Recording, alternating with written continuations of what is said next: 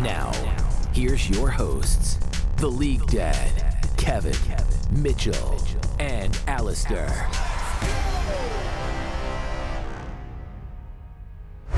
What's up, gamers, and welcome to another episode of the All In Podcast. I am the League Dad, and I am joined by Kevin and Mitchell. For the second time in a row, we're missing Alistair. I don't know where he is, but he's in school right now, so I'm assuming he's doing some real hard studying and homework, and so we can't fault him for that because, you know, we promote higher education here. So he may join later. We'll see. But for now, you're stuck with us three, and apologies in advance. I'm just kidding because we had a great week, super week, and lots to discuss. But before we even get into that, once again, here we are talking about TSM. We just wanted to update real quick with the Peter Zhang situation because after our episode, there were updates. You know, Peter Zhang, he wrote a tweet longer basically describing what had happened on his side. And then Doublelift comes out reacting to that tweet, and so shedding a little bit of insight. And I'll let Mitchell kind of catch you up on some of the things that were said there. And then I'd like to get your guys' take on whether you believe Peter Zhang's side, Doublelift at all, just your consensus from all of the unfolding since we last recorded. Yeah, essentially to summarize the situation, so Peter Zhang's Twitlonger basically comes out saying, hey, yeah, I did borrow money from a lot of players, including Sword Art, and it was to pay for some surgery, some operation happening in China. So he admitted to all of that, but what he wanted to sort of dispel were the rumors that he was acting as players like double secret agent sort of deal, where he would help them get onto TSM by taking a pay cut. He was vehemently saying, I did not do any of that stuff, which I think that, given the evidence that maybe Doublelift also brought up too, that it's probably unlikely that he was a double agent and is most likely just bad with money. Right. Okay. I guess the general take I have is I kind of agree with that. I do think that players would be able to pretty easily just come out and forward and say, hey, yeah, this guy maybe gave him part of my salary to get onto TSM, right? We would have been able to see lots of players just come out and say There's that. no proof. No one said that. He is admitting himself to the money borrowing, so obviously that is very true.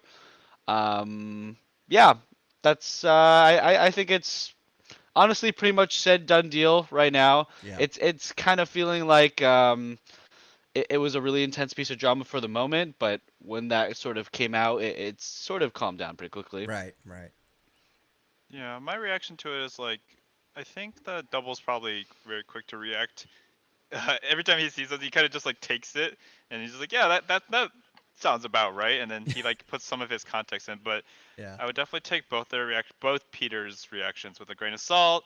If he does admit to the whole borrowing money thing, then that's that, right? I mean, there's no reason he wouldn't admit to something that's kind of self-incriminating, right? Well, incriminating might be too strong a word, but you know what I mean. As for whether or not he was a double agent, it's hard to say. There was, sources saying this, sources saying that. I will say that in my mind, I also kind of believed that he wasn't until I thought about the case that the people who he brought onto the team are probably like not wanting to lose their reputation of like being drafted to the team, not for being a good player, but because they paid a bribe, essentially paid a cut. So I think there is like a conflict of interest there for them to say, unless it's Sword Art, right? Sword Art would be the only one who would want to come out and say, because he's not on the team anymore, he doesn't care. But it might still hurt Sword Art's reputation too. He'd rather be the $6 million or whatever player than the guy who, got on because of connections. He's not actually that good, and his contract is only on the basis of Peter Zhang just scamming the org. There's still stuff that's just like very murky. We won't know the truth until, we really get some insider knowledge instead of just, the people directly affected, just saying whatever's helping them. This is why conflicts of interest are things that we should avoid in business in just as many areas as possible. So yeah, for sure. Yeah, I think he's not coming out looking better, to say the least, but he's not like as evil probably as the first article made him look. Yeah. I think again, like that's one of those things that sucks. One thing I will say that I do kind of resonate with what Doubleth was saying was that, being bad with money and like borrowing money, that doesn't make you a bad person. It just makes you bad with money. And Yeah. he says, definitely that's some awkward stuff and, should be addressed and maybe he still gets fired. But to say that he was actually, taking money from players acting as this double agent, that ruins his career potentially, right? And now that we know, or it seems like that's not the case, that he's just bad with money and he borrowed all the money and it seems like he's paid everything back. So he's paid everything back. Maybe people had to wait and that's shady and that sucks, but he paid them back. So there is literally nothing, now. Like his slate is clear in my book. Like now, would you want to hire him? Like that is now stained because no matter what the article was put out, that image, that press, no matter what kind of like rebound was made, like that is now attached to you, and so it sucks for him. And I feel bad, and I do think that the fact that Dextero or whatever didn't like really fact check that 100%, I think that's kind of shady on their part, and I hate that because of course it's going to get more spice. But had we been told kind of the truth in the beginning, it wouldn't have been as as spicy, right? Because we'd be like, Yeah. he's I wouldn't let him borrow money, but yeah, I mean he should probably get fired, but that's not illegal. Like there's nothing bad, and he paid them back, right? Just had to like Yeah. nudge him a little bit. As long as he's paying back. I think the most interesting thing of the whole situation is how the article came up. The Dexterdo article that we're all talking about, Mm-hmm. basically painting him in the light of being this really conniving double agent Right. that has been sort of manipulating TSM behind the scenes for years, taking advantage of players, sort of Mm-hmm. uh, having his influence. So I'm curious where the information for that article came out. Um, I think some of us were talking internally that maybe TSM actually purposefully leaked that information to sort of Right. Yeah. make Peter Zhang a scapegoat. I don't know. It just honestly, when I came out of it, I felt like, yeah, Peter Zhang not the greatest guy, but TSM keeping him around for so long and potentially, trying to manipulate his career further by releasing this article because um, it seems like whoever leaked it had a lot of inside information and potentially manufactured information too.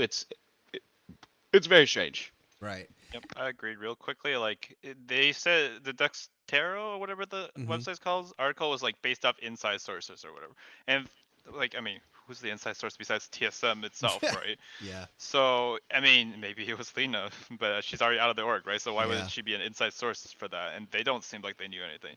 So in my mind, it's either the reporter just took too much credit or too much trust or didn't care because it's a spicy article Made and they stuff just up, they just like, Yeah. hey, TSM, Mm-hmm. multiple TSM Well, insiders told me this, so it must be true, and they posted it. Maybe it, it is true to the TSM people who said it, but in my mind it seems very convenient, right? It seems like another like, instead of Reggie making the, again I said, instead of Reggie making the drama when things are going bad for TSM, this time it's the TSM org, but Yeah. it's doing the same thing. There's just some random extreme drama whenever TSM has a bad couple of days or Yeah. bad PR. It's very weird. It's Well, very so convenient. weird. speaking of TSM, this is a storied franchise, right? This is a franchise Hmm. that, has had many, many fans, and this year has been terrible for it. And one thing I know we've discussed, in the past is the relationship of TSM fandom and, the viewership of the LCS, right? Because we're Ah. coming into playoffs now, and, viewership is not doing well. And I know one of the, we've been just speculating in Discord and talking about this and having conversations like what are the reasons for this, and we've thrown many out there, but I think a good one to note is TSM, this storied franchise, when they're a lot of fans, that seems to do well for the LCS in general, the viewership. And now with this disappointing year, we don't really know for sure, but viewership definitely has been lower.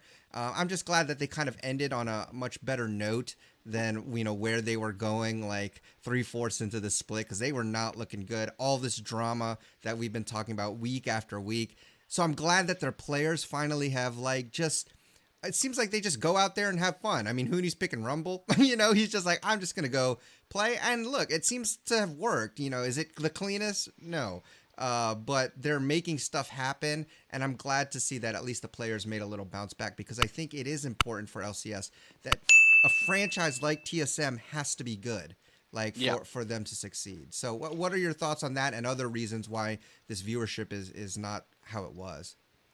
I think that NA has been tied to TSM viewership since its inception because, I mean, TSM was the winningest org for so long, and like, I don't know, Bjergsen leaving the org is a big deal. TSM not going to Worlds last Mm-hmm. year was a big deal, and all these people leaving TSM, right? It definitely started this year off on a sour note. I think we also lost Perks too, a lot of big names, so. I don't know. It's hard to say that that explains all the reasons why. I think we're not at half, but we're close to half the amount of viewership that we Yeah. had last year for spring. Like spring average viewership in 2021 was like 170K. We're at like 110K. Wow. That's a lot. That's a lot of people for average viewership. So I don't know if like the TSM angle explains everything, but I'm sure it doesn't help. Yeah. Yeah. Yeah, something like people were talking about was like, we don't have co-streams this year. Maybe like that's why it's not as popular. Like in my mind, at first I was like, well, I mean, they were draining viewership away from the mainstream, so I thought, hey, yeah, that's probably a reason. But then when you look at the facts, it's like we had better average viewership with all the top streamers co-streaming, like the league streamers co-streaming, and they Yep. were like ostensibly taking like maybe 10 to 20% of potential viewership if you want to like combine those numbers. Mm-hmm. So the fact that the average number on the mainstream is lower now, at least as of a post on Reddit on like February 28th, is just very concerning. I also think that you're absolutely correct. TSM should be like TSM is a huge deal. Like if TSM's not like CLG, CLG when they died, like there was so many other legacy. Everyone else is still a legacy org at this Sure. point, so it's fine. They're all carrying the torch. No one really cared. Like if Hotshot was still there, we'd care a bit, but he's not. CLG is just literally just a name, right? It's kind of like Mm-hmm. how EG and Immortals are just a name. They're not like based off of anything. Yeah. So I think that TSM they're so lucky that they went 2-1 at the last week on Sure. Serenity. They needed that. They needed the ability to tell fans, to tell themselves, like, hey, some of this core is still usable. We just need to replace our mid. And honestly, Takeover's played well, but like he's just not a superstar, right? He's not gonna Mm-hmm. reignite faith in that org. So like just replace our mid, maybe replace our whatever, right? 80 carry, support, something like that. I'm just saying random names because I think that like the rest of the org, like there were winning pieces. They just played their comfort. They had no like real macro strategy, draft big brain moves. They just picked what they liked. Hooney played a good Aurelia game for the most part, and then he played good Rumble games. Like it's just what he wants to play, right? Yeah. So we need TSM to be good, honestly. If TSM were to die, someone needs to buy the TSM name, like and Yep. like make a super team out of it. I don't care if it's a whole different ownership, but like Yeah. that org is one of the very few endemic orgs that actually has almost has transcended its own like player value. Of course, like when Bjerg and Double Leap, they lose popularity, but it's still a big deal that Yeah. they're being weak. Like there's the reason we still talk about them. Well, we didn't talk about them for the first 3 weeks, but Yeah. there's still a reason we talk about them. Hot take, guys. The death of TSM is directly related to COVID because there's no more live audiences to chant TSM anymore. So, no one can chant TSM. TSM. The Yeah. org it doesn't have much energy, not enough Yeah. spirit and spiritual energy to gather for their. Because I mean, sometimes they have some rosters that you're just Right. like silly Bjergsen and four randos, and they still Right. win somehow. So you're just like, that must be Yeah. the spirit energy, the TSM Well, I chants. know another reason is like what you just said, nobody to cheer TSM, right? Like with Yeah. COVID, there's been no live audience, and I'm definitely know that, there's something about watching a game with fans there, because you feel Yeah. the energy even if you're at home, and with no fans or energy there, it's even more boring to watch. Like I know we're watching the screen, but to hear the noise, to hear the atmosphere, to have the casters there live, like to have analysts there and hear them react, the crowd reacting to what they hear, right? Like that's really awesome. And real quickly, Alistair is here. He's made it, just like You're we were welcome. hoping. And so we're just talking about viewership at the moment, and I'm talking about how I think not having the audience in the studio is bad for Yeah, viewership, and it's a big deal. hopefully with it coming back in playoffs, we'll see. Right? Maybe this will be a nice momentum shift for the viewership. I know one thing we talked about in Discord, like, and I kind of like this idea is maybe if because the Riot production value has gone up. Mitchell, I know you mentioned that you actually watch the segments. I do Yep, too. a little bit. But Yeah. imagine if they, you guys had mentioned, what if they integrated co-streamers? People that, because we have personality, we have figures. If you want to even say league like celebrities, there, use them. Double lift, Meteos, Sneaky, they do that. They use High already, but High's more of a serious role, like kind of like this analyzing role. Whereas we need some people who are just fun. Like there's people like that in all sports. Like there's always that commentator who doesn't know what they're talking about, but they're entertaining. And I think that would be a good way to to boost viewership. So They cannot pull a donkey, dude. If we have all these really big content creators who have or maybe not great, but big personalities and like lots of fans, and we don't have them integrated to the broadcast even remotely, which should be easier, honestly, instead of having them like get to the studio and all that. I think they're just missing out. And yeah, so there might be a few bad eggs or bad apples there, but all you need is some better guidelines, like just some basic guidelines. Let them be creative, let them do what they want, just like don't just talk crap about the whole LCS production all the time. Only talk crap about it half the time, like we do, and we're good, like a right? quota. You've reached Yeah, your exactly. quota. So that's what I think. I also think like medium, less hot take is like, yeah, without the audiences, that's a lot of the reason Double Lift retired in the first place, Right. and so did Bjerg, right? And that was the beginning of the end for TSM. All right, new hot take, brand Okay. new hot take. All right, Brand so new, we get the fresh out of the playoffs. oven. We get the playoffs, right? The live audience, absolute banger, right? The numbers come in, and we got like 20 billion concurrent viewers or something of LCS Spring 20 Finals, billion. and then Double Lift says, "All right, audiences are back. I'm coming back," and he joins back to TSM, and then they take the championship once again in summer, and then they fail to make it out I of know groups. this is a side tangent, but You had to end it there. I know this is a side tangent, but you did mention, when Delta Fox was made, I was excited because I wanted to see some of these old pros play. They just sucked, right? Like, imagine if we had Delta Fox 2.0, but they were actually good, like with Double Lift, and I don't know who else you would put on there, but still. I mean, Delta Fox if they cared. Yeah, if well, they cared, exactly. I don't know. I don't know if that roster would have been good if they cared. They were Yeah, just a bunch I of don't memer. know. Yeah, I mean, Maybe look, I like PewDiePie the would have been decent in the context of 80 carries back then, and that's about it. The rest of them. yeah. I mean, I Shifter like was the idea of it. Okay. I like the idea of it, but it just didn't seem to pan out. I'm always cheering for the boomers that that are still playing. Okay, let's start. Let's go to Super Week because there was a lot that happened there. I think one of the biggest things is C9 went 1-2, which is crazy because Summit emptied his butt off basically, and I was like, "What is going?" I mean, okay, like the week before that, okay, flute game, whatever. They're just playing like they're not even caring. But there's some really interesting errors and drafts that they're doing. So let's unpack this a little bit. C9, I don't think, again, it's time to panic. They're still, a good team, but just like, what the heck is going off? Is Summit like just, I don't know, is he just, he's that flip kind of player. You know what I'm saying? He's that flip player. And I want to talk about that a little bit more. But Alistair, go ahead and lead off. And what are your thoughts on C9 going 1-2? Well, I want to lead off by saying Dignitas is the best team in the league off of this weekend. Because Dignitas beat 100 Thieves. 100 Thieves beat Cloud9. Cloud9 beat TL last week. That's right. Something like that. So Dig's the best team in the league.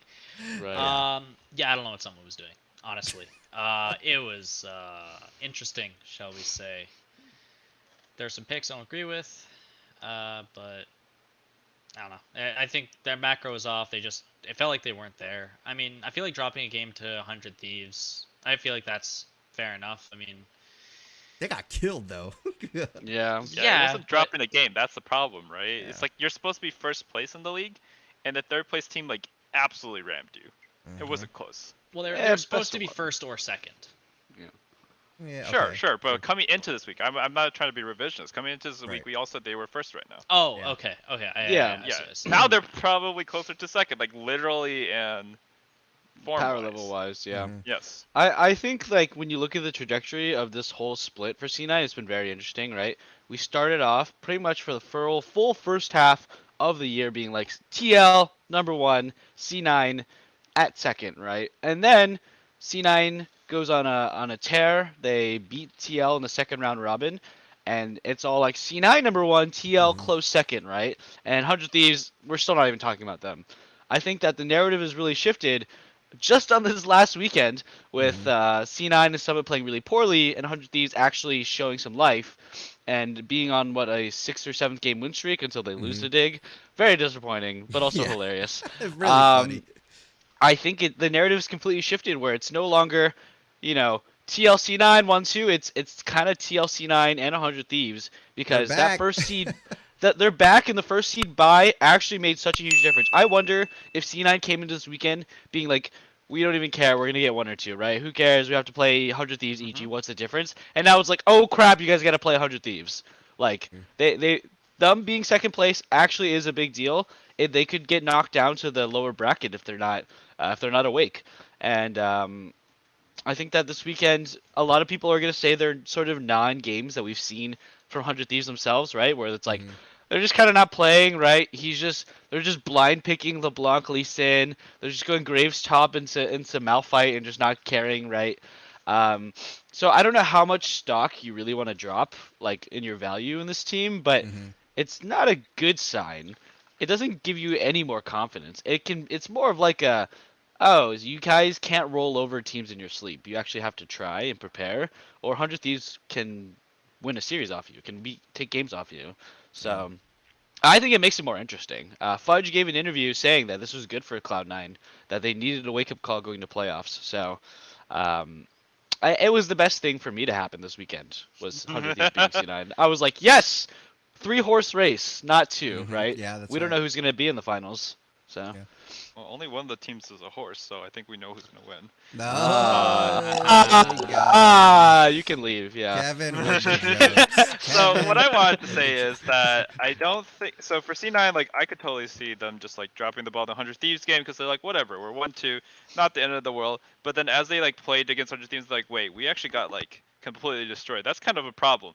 And the reason why I don't think you can like write off the loss to FlyQuest is like, if you're the coach, you're not gonna just end that draft because just you don't want to play against 100 Thieves again in the first round, right? No. There's No. no way you want that, regardless of the fact that like, yeah, a lot of people who run the whole lower bracket do well generally in the finals. It's still not comfortable. Mhm. The biggest problem and the biggest takeaway I had was that Summit is probably the best top laner despite him double inting because the second he is not doing what he normally does, do you see what the C9 Yeah. team looks like? Like to me, my stock of everyone except Mace Blabber dropped really low because this team, like even in the games where he was playing Tryndamere and I think it was against FlyQuest, and he was doing pretty decently until they lost. Uh, Malphite just like neutralizes it enough, right? It's still more useful enough Mhm. that even a team like FlyQuest can beat the rest of C9's map. That's really egregious. Like I don't. My value of Fudge, of Berserker with Winsome have dropped a lot. Blabber I still like think has been pretty good, but there's only so much you can do, right? So I think C9's become a lot more one-dimensional, and it hurts my brain that they let Malphite through day 2 and then first pick Tryndamere after or day 3 I guess, but right after Yeah. the Lost 100 Thieves. Maxwell though needs to like he needs some soul searching if if he's gonna be that stubborn about his draft. Dude, he just needs to message LS and be like, so what's the problem I here? And know. he just say, It's an ego Rock. thing if he's not Ban messaging him. Rock.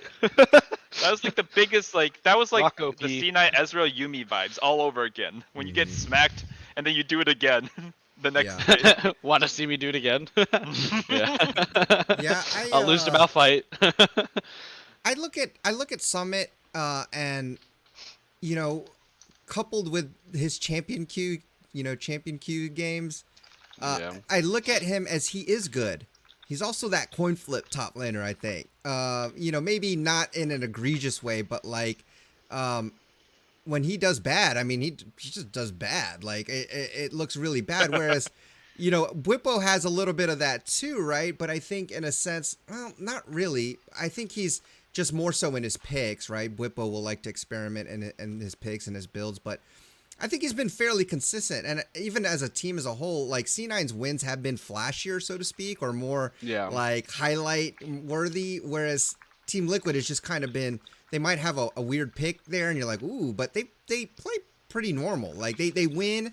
They have had some pretty ugly mistakes, but you know, I just feel like they're just a more consistent team. They play kind of just more controlled style. We saw that when they play standard really and don't try too many funny things, they can win going 3-0. And so Yeah. I think it comes down to that again. Like I think Team Liquid will win NA, but I would much rather see C9 in an international tournament, because I do think that the coin flip or that aggressive style or whatever, those mechanical plays that just like, woo, you know, I think that's going to be so important in those types of leagues. So that's how I kind of see those two teams. That's why I think Team Liquid will win it still. But again, I think C9 would have the edge internationally. It's a classic take, right? Like Mhm. like we're gonna go into international competition with less player skill differentials, right? Like our solo laners are just gonna be a bit worse, Mhm. and so you want that coin flippy sort of aggressive, sort of flip the game, make it a 50-50, because if you play standard, your odds are less than 50% to win the game. Yep. I would have to agree. I kind of think like, okay, so this is gonna sound really terrible, but it's not as bad as it sounds. Summit reminds me of the Shy after he won Worlds. That's funny. Where he's still really good, but he's just running it down sometimes and just coin flipping and being like, That's funny. he'll be like, he'll end the game 0-9 and he'll still be like, I'm still the better top laner. I don't care.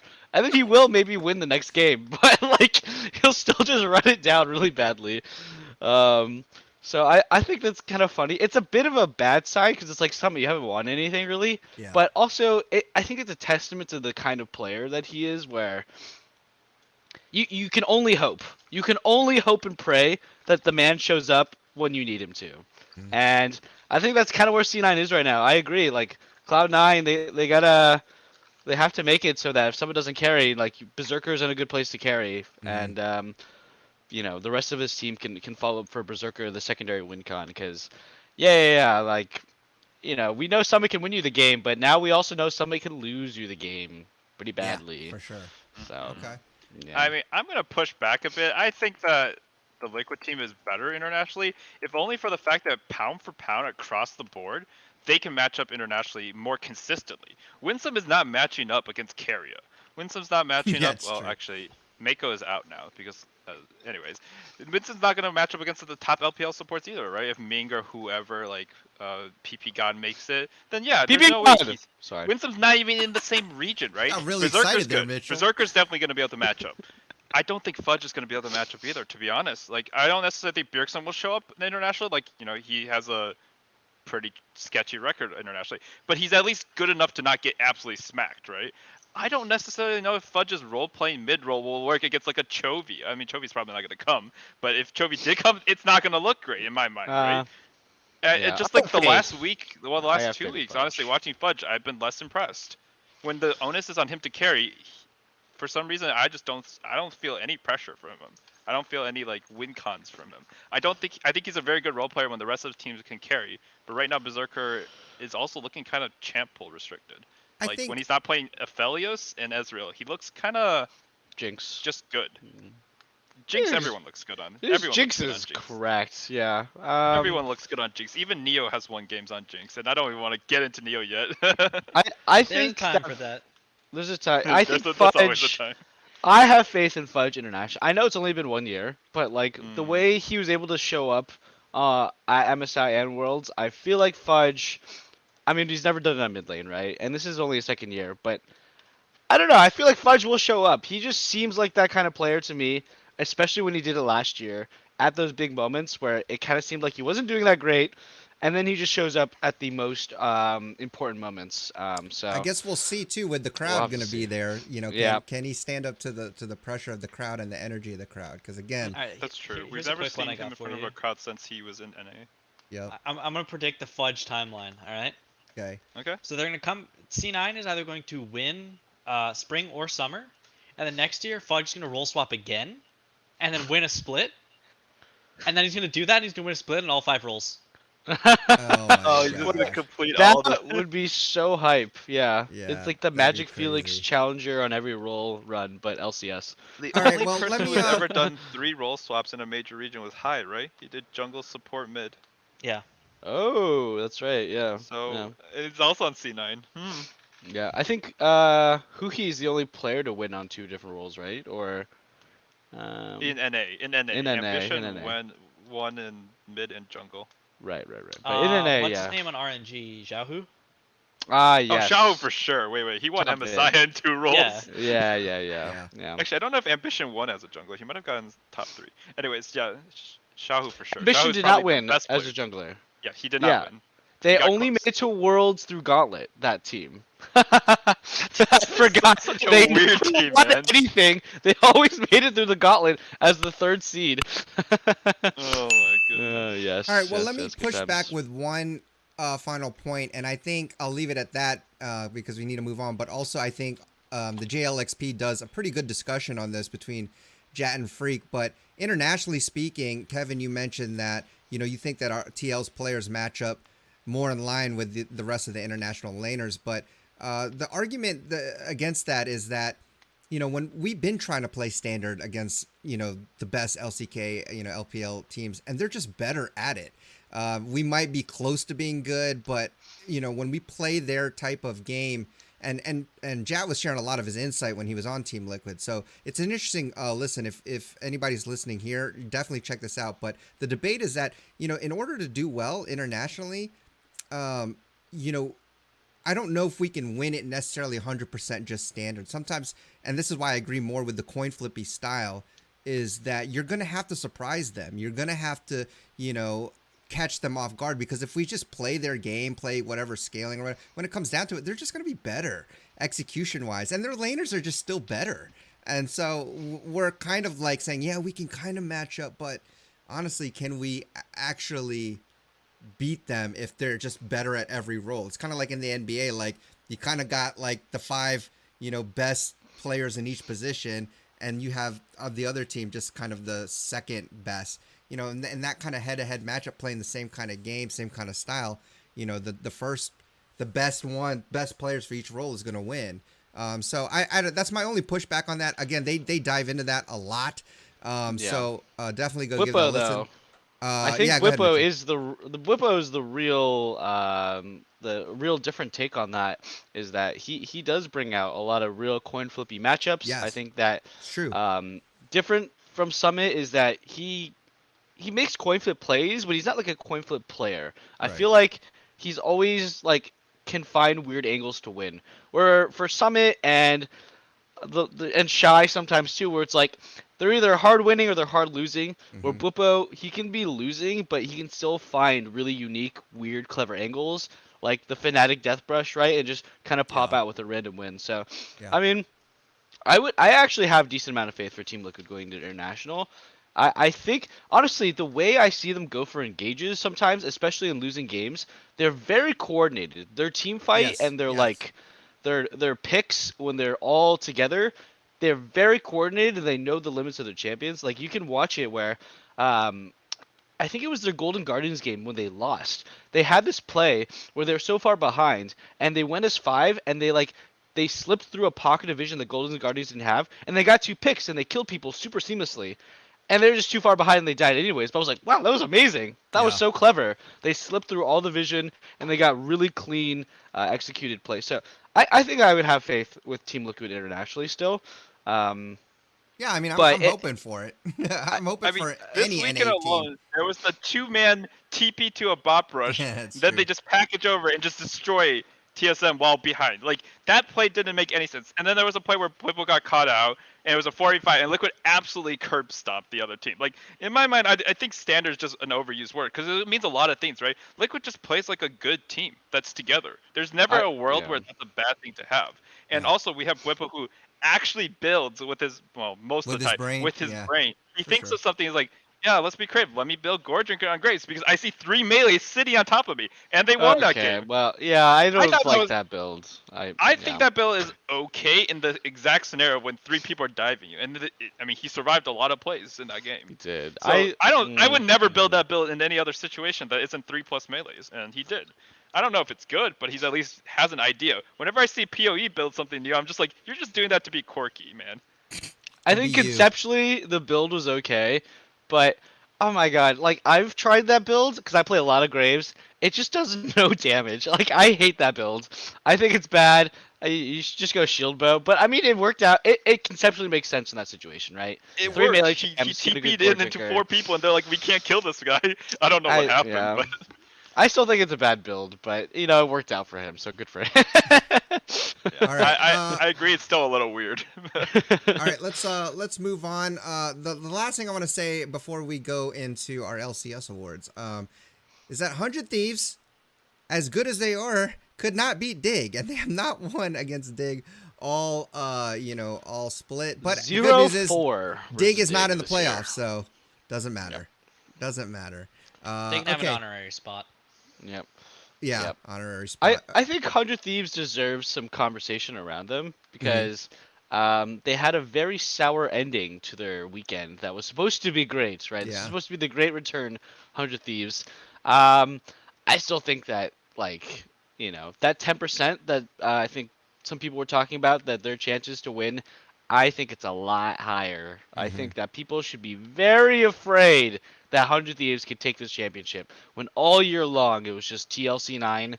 I mean, that's what it exactly was summer last year, right? It was pretty Yeah. much who's going to win TL or C9, and guess what? It was 100 Thieves. Yeah. And, I think that, if you're not careful and 100 Thieves is peaking, which they have a tendency to do at opportune moments, they could win the Yeah. whole thing. So, yeah, Would you say I they would could I would be afraid. steal the They championship could, again? they could steal the They championship can again. heist. They could Oh like, boy.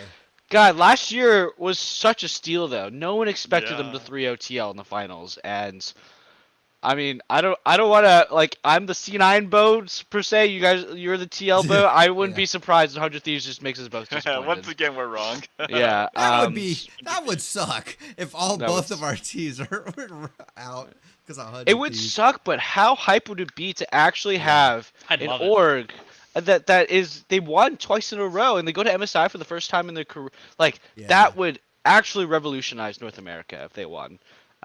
So I'm excited for it. I mean, I still think C9 is probably gonna win for my boat, but 100 Thieves. I mean, I would just be so excited to see them. I mean, win. and It'd look be what dope. we talked about with 100 Thieves. We knew that, their identity was going to be changing because of the TP changes and not being able to play through bot. And noticeably, FBI and Huhi have not looked good, but kudos to them for adapting because, Closer and Someday have been adapting and playing well. Abadage, on the other hand, is a different story, but at least they've adapted and they've been able to figure some things out. So kudos to them.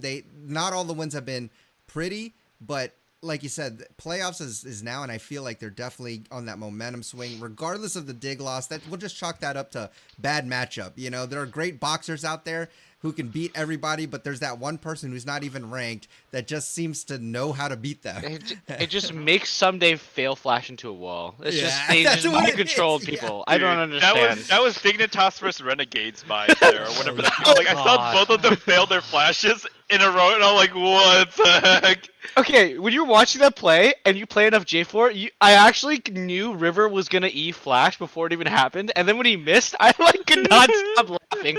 Well, okay, So to be fair, funny. maybe he was predicting a flash away or something, so he was doing Yeah. that maybe. But there was no excuse for Someday. I'm like, what? Excuse for something. It was so great. funny. That That was great. really funny. Okay, well, Classic. one thing we're gonna move into is I'm really excited because this just popped up. Alistair, kudos to you for this idea, but we decided that as a crew, we were going to give our own LCS awards, not just your typical ones, but ones that we thought would be in good categories. And we have quite a bit of categories, so we don't have to spend a lot of time. I think a lot of us may agree with some of the answers, but we'll just go down the list. And we'll just go down the line and you give as little or as much reasoning as you want for your pick. But you guys ready? You guys ready for the first category? All right, Let me first take a sip. category. Biggest surprise player. This split. Biggest surprise player. For me, I think it's pretty easy. I say Takui. Okay. Takui, that is a great answer. He's my honorable mention. So I agree. I like that Takui pick. That wasn't gonna be me. My pick was actually going to be Olay. I thought he was gonna come into the league and just be straight Garbo, Mm. but he was actually pretty good. He's a little over aggressive in my opinion, but I don't know. I actually really like Olay. I think that given a team, not like necessarily a better team, but given a team that's like more super hyper aggro focused, Olay kind of looks like Hillisang, honestly. He's Yeah. just incredibly aggressive, gets really nice angles. So, Yeah. that was I was surprised how well he was playing. So Okay. Takuya was my second place. He was my honorable mention. My first place was Summit. I've watched him play in LCK for a while. He's been on like 4th place, 5th place team Sandbox for a long time. I always thought he was like 3rd, 4th best top laner there. So I thought he would come here. He'd be good, right? But I thought he wouldn't be like as dominant as he would, and as team defining as he was. There have been so many super players from other regions that come over and just flop. Like Bang came over, Yeah. or whatever, or like Alfari came over. And he did really well for a while, but there was like clear holes. Summit has some holes, but like it's not nearly as egregious, right? Mm-hmm. So I think Summit. Okay, cool. Mm.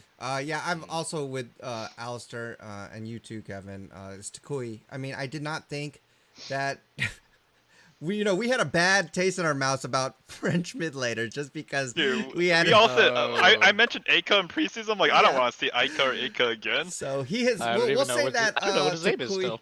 Yeah, we'll say Takui has redeemed our opinions on French mid laners. He definitely played really well. So kudos to him. Okay, next category: worst game of the split. Oh, this one's. I mean, I'm pretty sure we're all gonna say something about Golden Guardians. Yeah, I think so. I think that's what we're all Yeah. thinking. All their The throws. first game my head went to when I saw this one was the first game of FlyQuest versus Golden Guardians, where Golden Guardians had the freest win. They were dumpstering the like Enchanter top, and they just completely threw their game plan to the wind and entered the game away for no reason. Yes, I love it. North American classic. Mine will be Immortals versus Team Liquid. Everybody Oh, at yeah. the Liquid Nexus, they had the freest win right in their sights, and they decided to die and go for the Nexus instead of killing the free victor who was stunned in front of you. That was painful. There's about like 10 autos thrown into the Nexus that That's right. could have just yeah. killed Team Liquid and won the game. That's a good pick. So That's a that good is one.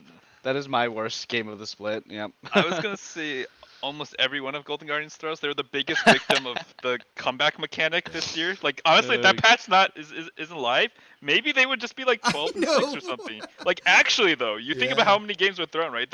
Some of those games were impossible to throw in the past. But I'm gonna take Mitchell's as well. I'm gonna copy him. I think that makes the most sense.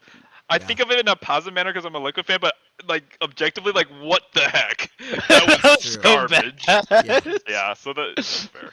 Yeah, mine was Golden Guardians until you just changed my mind too, Mitchell. That I completely forgot about that, and that is so egregious. I'm like, Fair. ooh, Yeah, I'm glad we I won think- that. Yeah, Gotta I think block that's that one why. out. I think that's why because I'm a Team Liquid fan, so I was like, take the win, But that was definitely theirs to lose. So okay, most entertaining team and or player in your opinion. I mean, I think I'm gonna have to repeat answer for player, and I'm gonna say Takui. I mean, Okay. there's one player who has the new what was his name, the mid laner, Tanner Time. It's Tuki time now. Too good. Right? Demonte was Tanner time. Yeah, there's Demonte, it was Tanner Time, and now we got Tuki time. I mean, I don't think Mm-hmm. there's another player who has something like that right now. I mean, as an AD carry, it'd be really easy for me to say Summit or Berserker or Hansama, Summit. but I'm still going with Takui. I look forward to watching him play. Wow. Right. Takui is a spicy one. Most entertaining team or player. Honestly, to me, it's kind of just Dignitas. I feel like it's kind of fake in a really messed up way. It's kind of fake God. I was thinking that too, but I didn't want to be a flamer. It's so mean, but like I'm like always excited to tune into a Fake God game because I wonder what kind of weird. How is he gonna get solo killed this game, guys? Is it gonna be? Is he gonna get dove? Is he gonna go for a bad trade? Is he gonna late flash? Oh, looks like he's just gonna run into him, miscalculate his damage and die. Okay, cool. You know, there's always a new exciting way for Fake God to run it down, and Dignitas.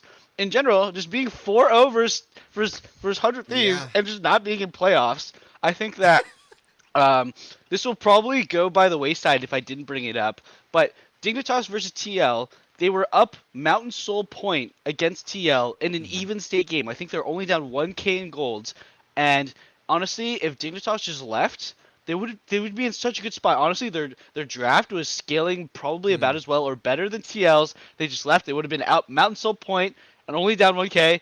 And instead they engage and they give TL Baron, and then TL just wins from there on. And it was just like the most baffling, like, you guys were winning, and you just threw it. Yeah. I don't understand. I wasn't surprised. Fake God had a good game early game, so I was like, oh, it's got to even out somewhere. He's got to pay his dues. Yeah, he did the. That's why I love Fake God, because he did the craziest like 1v3 outplay in the top lane to get Dignitas at 2-1, and then he does the. I just love Fake God. I hope he never leaves, just for the absolute memory. His name is just a travesty and also a blessing at the same time. Don't pick names that could bite you back. That's what I would No, say. In pro play. please do. Always Tactical. pick. Lost is great. Lost is is a classic. great. Oh my god, we have so many good ones. Nothing For is as good as me- PP God, but Yeah, we're not on his level yet. we're But not on the PP God level. I'll tell you if they make it to MSI, I'll tell some stories about that name. Anyways, most entertainment team or player for me is Whippo. He's always going to do something crazy. He is the highest level player who just does random stuff like builds Shyvana and does the ARAM build, right? Yeah. Or like he just does not care. He will pick what makes the most sense to him. And like I think 70% of the time there's like some semblance of reasoning. And then the other times he's like picking that Scion build he did on in lock-in, where I was like, what are you doing? Redemption, baby. Yes. Redemption, like Hullbreaker or something, and then group with Yeah. the team. Yeah, a real classic. But for the most part, he hits way more than he misses, and he actually is using his brain more often than he's not, which I think a lot of pros just literally MOBA fire autopilot, and we'll get into that. That's me. I'm a MOBA Fire autopilot kind of player. Is MOBA fire still around? Probably why Is I'm it like a It still a is. website? It is. It got revamped. Oh, Oh, it okay. did? Okay. Wow. Yeah, I Good moved for on to them. better It's things. a classic, even if it's not very reliable. Yeah, It's everybody, still a all the but it OGs got know revamped. Mobile Fire. Come on. Yeah. Yep. I think most entertaining. I'm gonna give it. It's funny because Mitchell, you went in a different route than I thought. I thought most entertaining. I was thinking of all the highlight reels and all this stuff. But, Yeah. So my pick is it's got to be Summit. You know, just seeing his Jace and you know the highlights and yes, he had a lot of inty moments, but I was always hoping to like see some crazy outplay or you know whatever he was gonna do with whatever lead he would inevitably build in the top lane. So that was my most exciting. And team in general for me is C9 just because their wins were spectacular. So I mean, but nothing beats Fake God, guys. Let's be real. Yeah, It's too you're funny. right. It's I like way your, too funny. I think I like LCS offers all kinds of entertainment for all kinds of people. It's too Whatever funny. you want. I think I love like it. your I take love it. better there for sure. Oh, man. Mitchell. Okay, Mitchell, I hope worst. we never meet the pros in person. Oh god. I would love it. I would love it. I, just I mean, I would think love it, but it just be there'd I'm be gonna some feel so. awkward If I meet silences. Fake God, I'll be like, I'm so sorry, man. I hope you don't watch my podcast. It's like about what? It's like, oh, just don't worry about it. Never mind. Never mind. Oh gosh. Good. Okay, let's move on. Worst build of the split. Well, up until this week, I was gonna say PoE's Lichbane, Okay. and then Neo decided to build Essence Reaver and Divine Sunderer. Ah. That's all that has to be said. I mean, Yeah. bro, you're not even Divine Sunder isn't even the best item on Ezreal anymore, and you already built Essence Reaver. There's just no validation for that. There's no reason, or there's no way to make that acceptable at that level. It was just a mistake. It was like 100% like someone who builds Hexdrinker and Sterix at the same time. They just forget. They just forgot. And yeah, that was really bad. I think that it's hard to really say there's a worst build, but I think the second worst build is probably It was the PoE Ari build where he built Lichbane The and no like damage, the 0 impossible damage challenge. Ari build. Yeah, that was a rough one. Was that the one where he built Void Staff? Like No, when no, there was no. That was a Victor game, I That think. was that a was a different Victor. game. He built Void Staff Different second when no game, one had pretty MR. bad build as Yeah, well too. yeah, and there's PoE on one side and there's Bwipo on the other side, and they have very different results. No. Yeah. I will say I was on the same boat as Alistar, PoE, but because of that game, like the single build that was the worst was definitely that build. If you were actually watching that game, I believe he sold a serrated Dirk, which was going into the typical Ezreal like Dustblade build. He sold a serrated Dirk to buy, I think, Oh. Divine Sunder or ER. I Wow. forget which one it What? was. I think it was Divine Sunder. So he's like losing 1,000+ gold in value instantly by selling and then Ugh. buying a redundant Sheen, by the way. And I'm just like, at that point, it's not like, oh, I forgot Ma and Sterex don't work together, right? That's, oh, I was going this build. Actually, Sunder, which, like, again, in itself, building a Sunder in that game was already pretty sketchy, right? Because Ezreal Sunder has not been good for a while because of the nerfs to range damage. But he did it. So I'm like, bro, you can't be serious, right? Like, you're not even, like, in the top 680 carries in the league. You're not even close to that. So you don't be making mistakes like this, or else. There's no Dude, hope. it's your job. Like, I what know, are you right? doing, man? Like, I complain like we do so many scrims, we play so many games. I'm like, you don't even know how to build still. Like, I don't play the Rift, and I know that you don't do that. I mean, I play ARAM, so maybe that's why I do know it. But come on, man. To okay, me, in the it was on the same level as when Riot's support famously said, "Take cleanse against Malzahar." Okay, no, that's not true because Riot support could be just like a lot of people who are not necessarily full employees, True. right? You just like employ people to do your call That's support, fair, I and they're just like, guess. cleanse is like. regardless, right? Like, it was such a bad buy. I wouldn't be surprised if in the future Riot like made it so you can't buy Built Divine Sunderer after you built another sheet item, and there could just be a little asterisk on the bottom of the tooltip thanks to Neo, right? That would be The be Neo funniest. clause. Neo His own clause. tribute. When Neo picked the wrong pill. It's like when you buy a mythic, right? And then like Riot, the shop doesn't let you buy another mythic. They should just do that for all the sheet items, They and call it'll it be the Neo special. The Neo To special be is perfect. The game will baby you to the point that you can't mess up your build. To be fair, I don't think we should bully him too hard because he is easily not the first Ezreal player to do this, even with No. new items. And it's That is not as true. bad as the Korean ADCs who are building Infinity Edge without 60% crit. Oh, At that's a big Worlds, one too. Stepped a legendary ADC building Infinity Edge He second. wasn't the only one. There was 2 or 3 of them that did it. Yeah, I know. yeah. I'm just saying it was a high-profile game. It's at Worlds. Yeah. Yeah, like There's only 2 or I- 3 Korean ADCs who go to Worlds every. Well, actually, that's not true. Viper's Korean. I just Yeah. meant 80 carries in general did it at Oh, Worlds. But yeah, I mean, it was, don't get me wrong, I think it was the worst build, but I don't think we need to bully him too hard about it. He's Fair. not the only One thing that who's came out of this think it's year pretty and funny, like though. in the last couple years, but this year especially, is that we really are exposing pro players for just being lazy or about their building or Yeah. just not thinking. Like just being honestly, dumb. not double. LS has always been calling them out, but having watched really paid attention more than we've already called them out before. But like this year, I'm like, ugh. Guys, we've had these items forever. What are you guys doing? Yeah. What are they? And they should. I don't mean, know. people have positional coaches too. Like, there's more than Yes, one there's person a whole paying. staff of paid people Yes. who.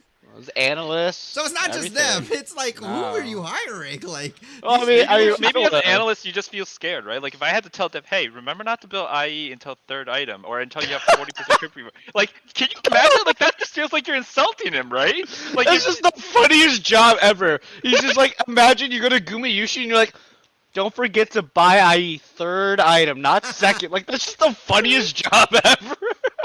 yeah. I'm just saying, like, in reality, like in the real world, when you have relations with people, there are just certain things you think are so dumb to mention that you won't say it, because like you're like, I would just feel like I'm insulting them, or I feel awkward telling them, I right? think they need to be insulted because, I mean, look, Yeah. I mean, in a pro team, you just like, there's it's no okay, ego. Reddit You can should do just that. tell them.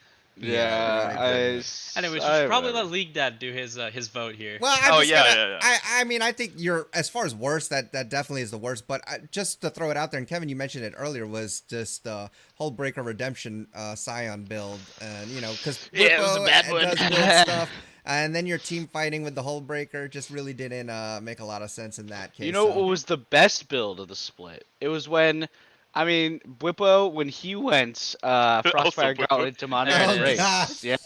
I think that was the best build. course you would say the that split one. guys. 100% Yeah. win rate. No one's ever replicated it. Exactly. For those of Yes, you who good didn't build. hear in the episode or two before, Mitchell invented that build.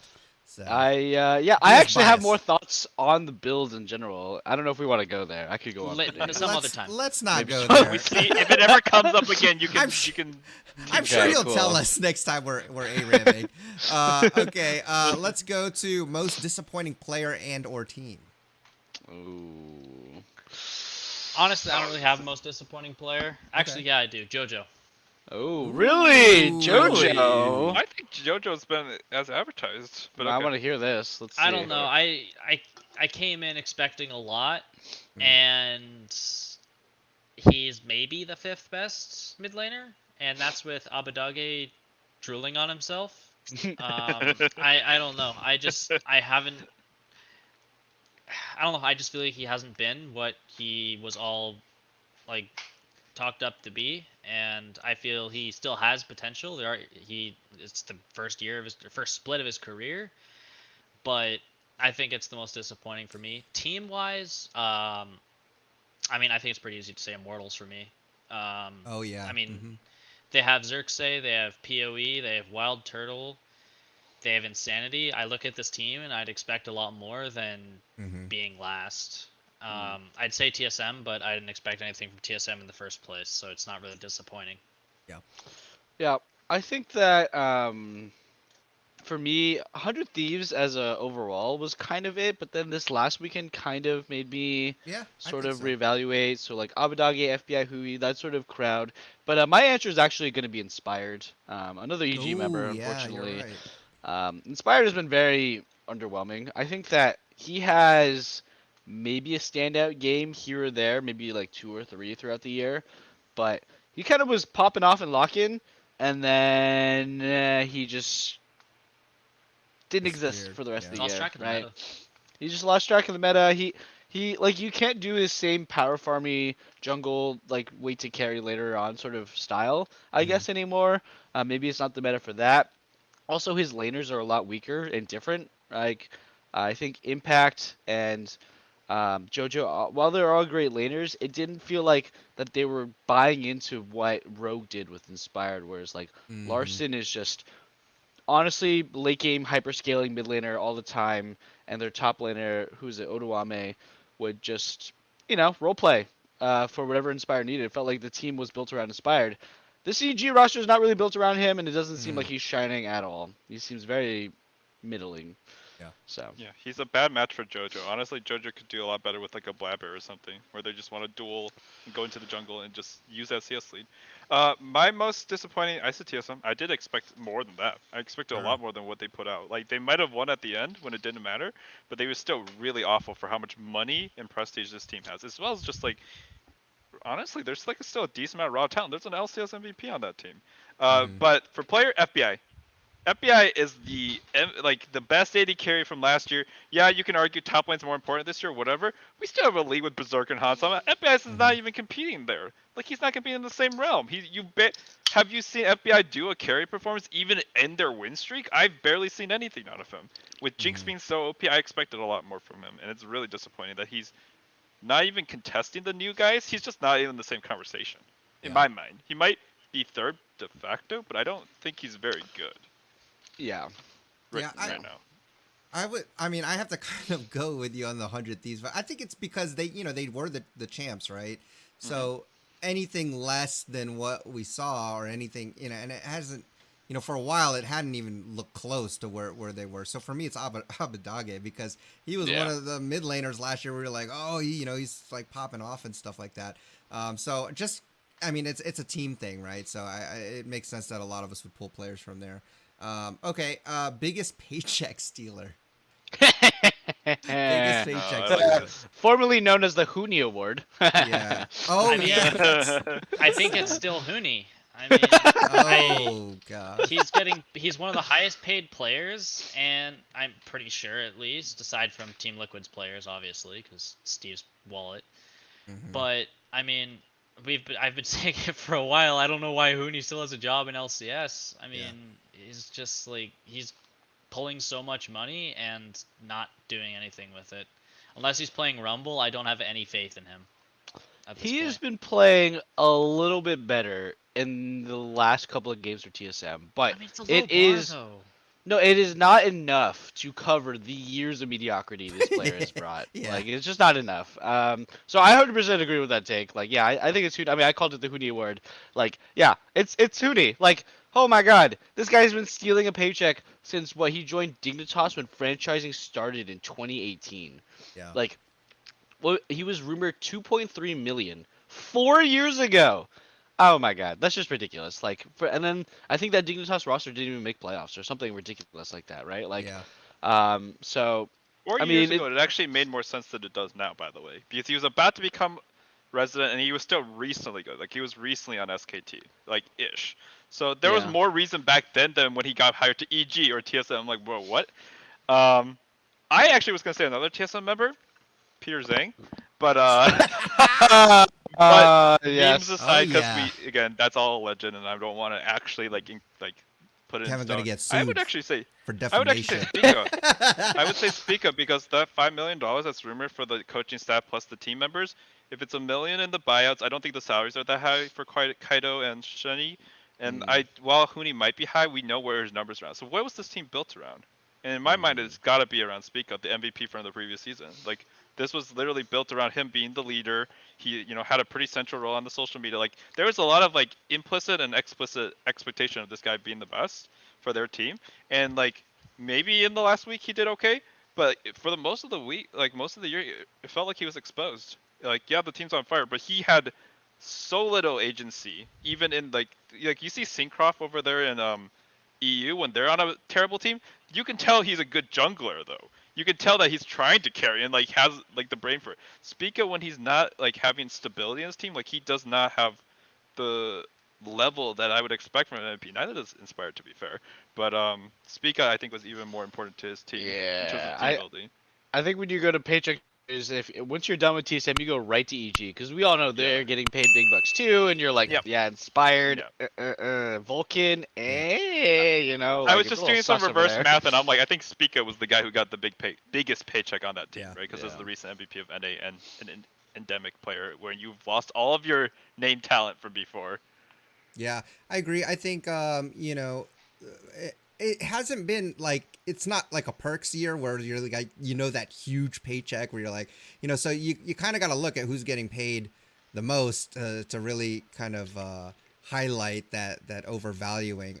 So you guys said it all. I was gonna say Inspired, but you guys already hit it. I mean, Hmm. LEC MVP, like he should be doing more than what he's doing. Yeah. I'm not saying it's all Dude, his jungle fault. MVPs Like, just don't last, honestly. Like, yeah, I mean, there's no Sven jungler who's Skaren. been Remember best Sven jungler in the world Skaren? for 2 years straight. Yeah. Well, Yeah, a Sven lot of the Skaren. junglers, it's their team around them, right? Like they can be Yeah, really yes. good with specific players. Your I think team that's just exactly matters what's happening too with much. Spica. Yeah. Spica Yeah. had a much better roster, and now he's playing with I think two people who don't speak the language or something like that. It's and But he Huni. speaks their language. That's the problem. Okay, well, I mean, It's not- there's a lot of he issues has on that team. he has They the lost least their excuses coach. in that sense. Yeah. I think Okay. let me also his just junglers- say let me just yeah. say that I think with Spica, like, and this isn't not a knock on him, but he did mention that like he wishes he could just go back to jungling, right, instead of having to shot call and translate, do I all think these he should things. just leave TSM, honestly. But I think, I think and he I should think, leave I TSM. think, I It'd think be you're best for right his because he needs to. I don't think he's that player. Like he's a great jungler, but he's not the franchise player. He's not a Bjerg. He's not someone who will also do be the leader and do all of those Well- things. I don't think that's really what he excels at. To counter that, maybe he wants to be though, right? I think if Spica wants to be that type of player, he should stay in TSM. And if he wants to be a leader and he wants to grow these skills, we might see on the outside that's not best for him. But if he wants to be those things, he wants to be the main guy, then he should stay there. Yeah, but if I he mean, wants to find immediate success, he should leave. Well, but I mean, Mm. from his tweet is where I'm drawing the reference Oh, where it okay. doesn't make sense. Like it doesn't look like he wants to be a franchise player because a franchise player Okay. doesn't Yeah. say that thing. He says Yeah. he's just like, I just want to focus on jungling. But you can't. If you're the face of the thing, like, and you want to be the leader, then you don't say anything. You just do what you need to do. You don't hear Bjerg saying, "I wish I could just be a Exactly. mid laner," right? So Yeah. I actually agree with your take. Yeah. Yeah. That's true. He had a lot Okay. of years where it was forced on him to be the shot caller, and like maybe he wanted to some extent, but it was clear he wasn't super comfortable, right? Honestly, that's why I look at him in TL. Like he may not be peak Bjerg, but I think he's thriving more. He's in a on track sense. to become peak Bjerg though if he keeps improving, Yeah. like because he doesn't Yeah, he's been have to playing always have the decently pressure. well. He's been Yeah. playing pretty well. Yeah. He can just focus on. We're seeing the value of Ari. When you have actual good teammates, it's actually a decent pick. Yeah. If you Yeah, don't have real teammates, though, don't play Kari. All right. It's a top team pick only. Also, Speaker's like 21 guys, so like yeah, I understand. He's doomed. He's doomed. No. He's I'm not over saying the no. hill. I'm saying Just he's kidding. so young, which is why it's Yeah. so No, he's natural for him old. to be like Exactly. acting up and like talking on social media. His Yeah, hands are he's- falling off. He's 21. Get him He's in a the boomer. insane asylum. Yep. He's a He's league a boomer. Okay. I'm let's not saying let's that. Don't let's you dare take quote a me on more that. positive spin because most of these categories have connotations of kind of being downers. So here we go. What? The We fake god we one was so positive. got- No, we've had it's like been 50-50 so far. It's been pretty even. Okay, it's been pretty Entertaining, even. surprise play. Yeah. We're all almost positive except for Mitchell's take on the entertaining. What? part. The fake god is so positive. What can you say? How does that not bring True. in LCS viewership? is an entertainment product, so if you're the most entertaining, you're basically the MVP of the LCS. Exactly. Yeah, I love Thank you, your fake take god. on that. Okay, let's go to best value team. Best value team. We just did best overvalued player. So Yeah. now let's go. Who's the best valued like team? I'm torn on this one between FlyQuest and CLG. Ooh. Because expect I mean, CLG. FlyQuest, they're aside from Aframu, it's probably a fairly cheap roster, and they did fairly well. At the same time, CLG's roster probably cost next to nothing, and you know what? There's been some pleasant surprises there. Okay. I'd probably put FlyQuest number 1 and CLG second, though. Yeah. Okay. Interesting. So, I guess there are multiple ways to take this, right? Best Mhm. value for your team. So the way he's sort of taking it is like, how little can you spend to get the most? Price to performance is how I'm Result, looking right? at it. And then Mhm. I just want to see it as like, where do I feel like my team is the most valuable? I feel like I have really valuable pieces, even though I spend a lot of money. So I'm gonna go C9 because I think that whatever amount of money I spent, I think I have the two best players in the whole region. So I have the best value, and that these players are not anywhere near the peak of their career and are likely only to improve. So boom, I just I don't know. I just like locked in international success for NA standards and Yeah.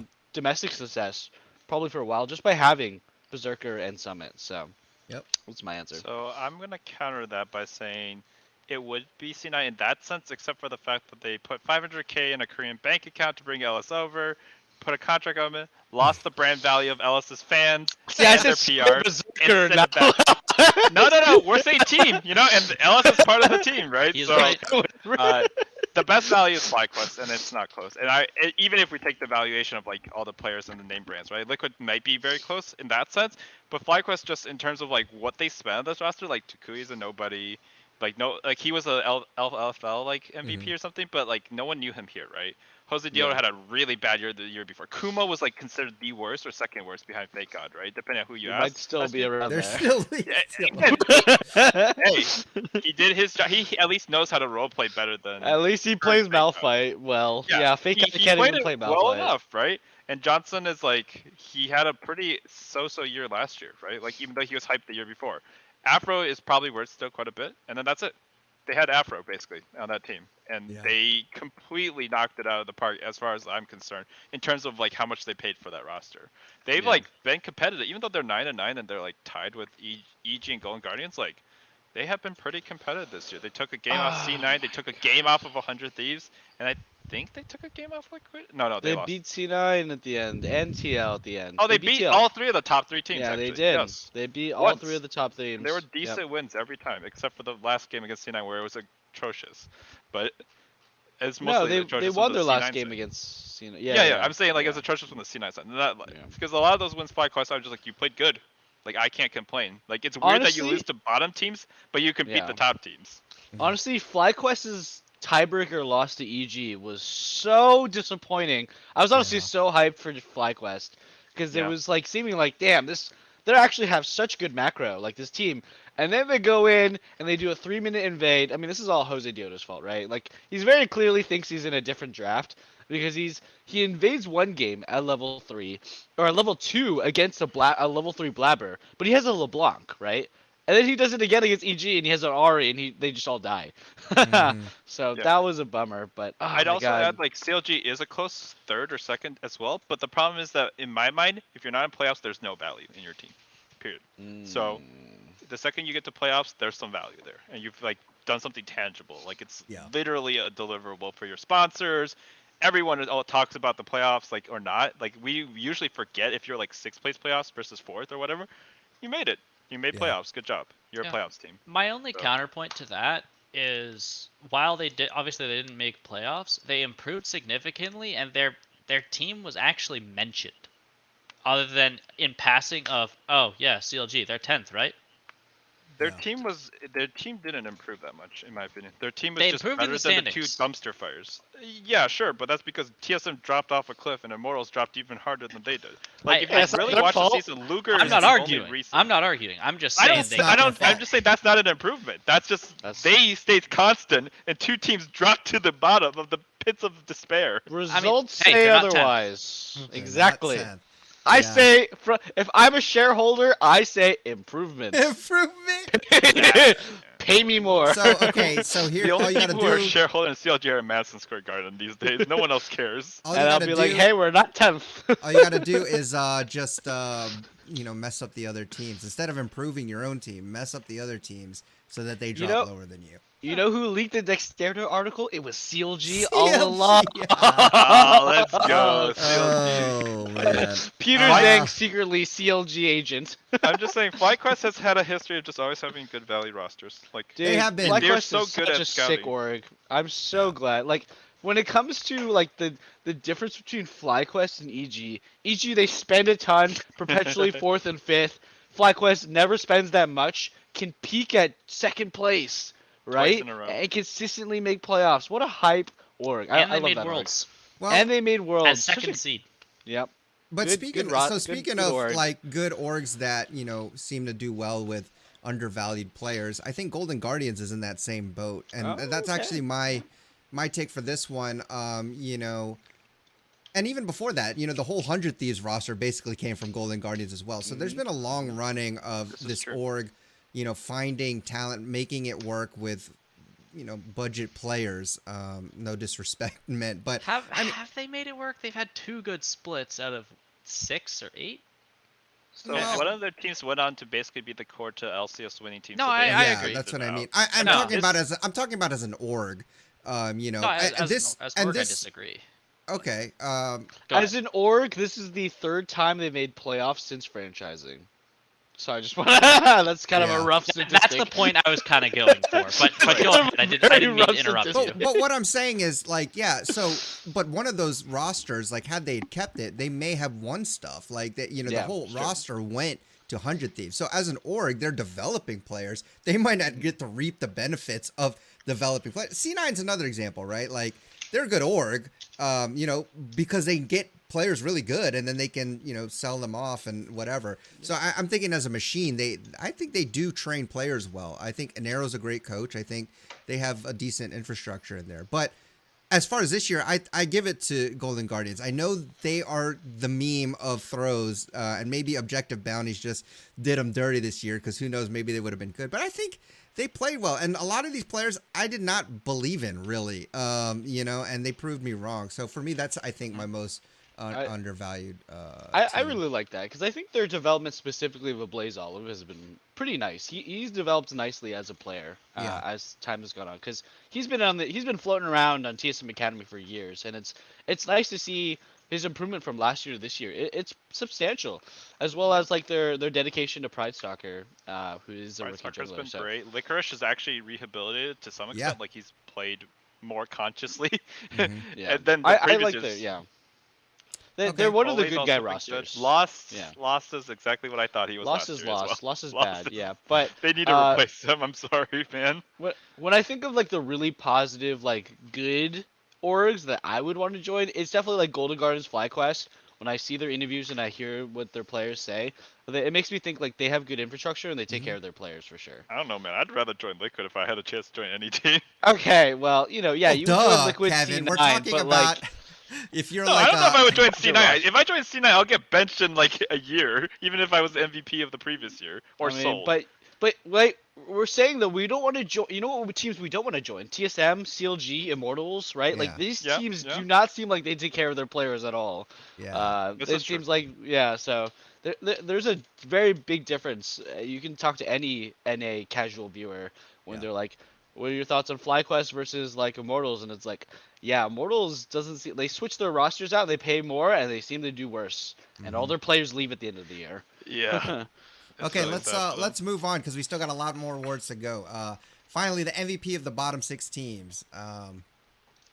Oh, bottom six Bottom six. teams. So yeah, Interesting. and outside of the top four, because that's usually where we pick names, right? TLC9, EG, 100 Thieves. Where's your? I'm torn between Afromu and Takui.